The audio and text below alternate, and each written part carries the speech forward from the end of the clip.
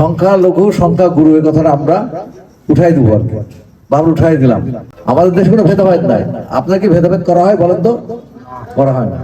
এবং ইসলাম ধর্ম মতে যারা এই যে সংখ্যায় কম তাদেরকে বেশি মর্যাদা দেওয়া হয়, তাদের জন্য ধর্মীয় অধিকার ক্ষুণ্ণ না হয়, তাদের যে ধর্মীয় অধিকার, ধর্মীয় যে আচার আচরণ, তাদের যে ধর্মীয় বিধান যেন সুন্দরভাবে পালন করতে পারে সে ব্যাপারেও কি করা হয়, উৎসাহ দেওয়া হয় এবং নিরাপত্তার ব্যবস্থা করা। আপনারা জানেন যে গত 5 আগস্টের পরে দেশে পুলিশের কোনো তেমন তৎপরতা ছিল না।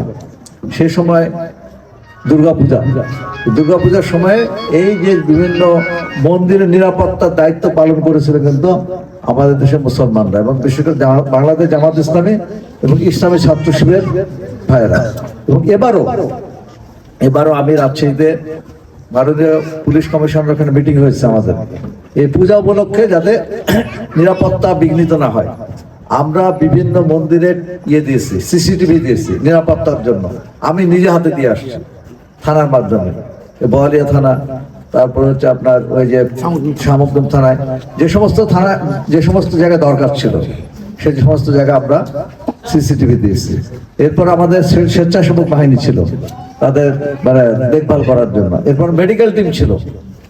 আমরা গণকপাড়ায় একটা মেডিকেল ক্যাম্প করেছিলাম, ওখানে ওষুধপত্র ছিল, অক্সিজেন সিলিন্ডার ছিল, আমাদের অ্যাম্বুলেন্স রেডি ছিল, এবং মানে ডাক্তারও ছিলেন তাদের চিকিৎসা দেওয়ার জন্য। ওখানে ভিড় ভাট্টা হবে, সেখানে যদি কোনো ধরনের মানে প্রয়োজন হয় তাহলে চিকিৎসাটা নিতে পারে এবং তার অ্যাম্বুলেন্সে করে যেন হাসপাতালে পাঠাতে পারে, এই ব্যবস্থা আমাদের পক্ষে ছিল।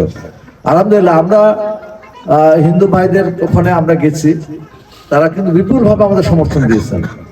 আমি কয়েকদিন ঘোষপাড়ায় গেলাম 22 নম্বর ওয়ার্ডে, তারা বলছে না আমরা জানি, আমরা দেখেছি আপনারা কোনো জায়গায় চাঁদাবাজি করেন না, মানুষ অত্যাচার করেন না, আমরা সবে আপনাদেরই ভোট দেব।